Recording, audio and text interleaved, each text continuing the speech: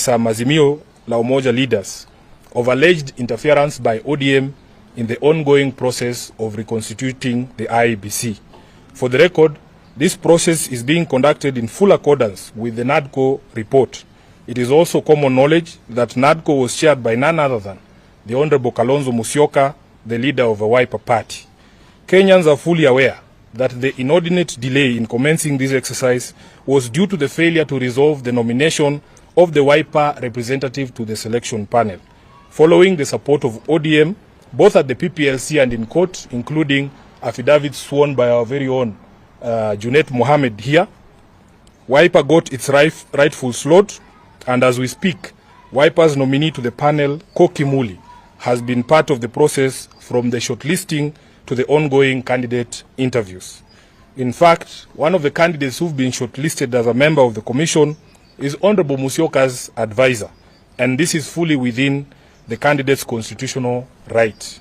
Further, the law grants the selection panel the authority to determine its own procedures, granting it operational autonomy in executing its mandate. The panel should be allowed to independently execute its mandate without political interference or indeed any other interference. We view the accusation by a section of Azimio leaders as an attempt to preemptively discredit the panel and the outcome of the entire process. Kenyans have waited a very long time to have an electoral commission in place, and we will not countenance any attempts to derail or delay that process. That is the end of the statement, and I thank you for coming as always. If there are questions, we will take them. If not, we will supply you with copies of the statement as we have read it. But I will ask that if you have questions, Eric, I can see you. Please let it be within the purview of the matters we have addressed today. Yes.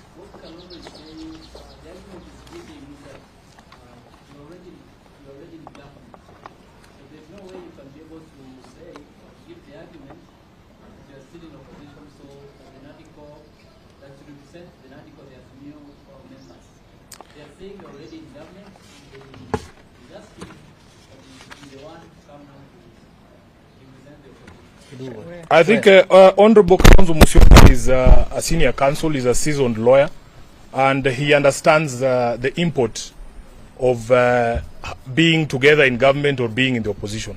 As we speak today, this is the top organ of ODM. ODM is not in government, and I don't know how many times we have to answer a question. ODM is not in government. ODM is a distinct, independent political party from the ruling Kenya Kwanza coalition.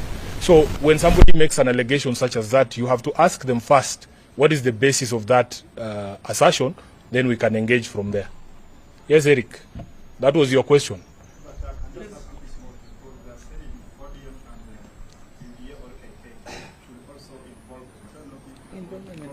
But Eric, we have stated in our statement that the selection panel. Let me just say, we have stated in our statement that the selection panel is supposed to work independently. They are not consulting ODM on who's going to be the chair of IEBC. If that were the case, then we would call all those candidates here, and this team here would be the one to conduct the interviews.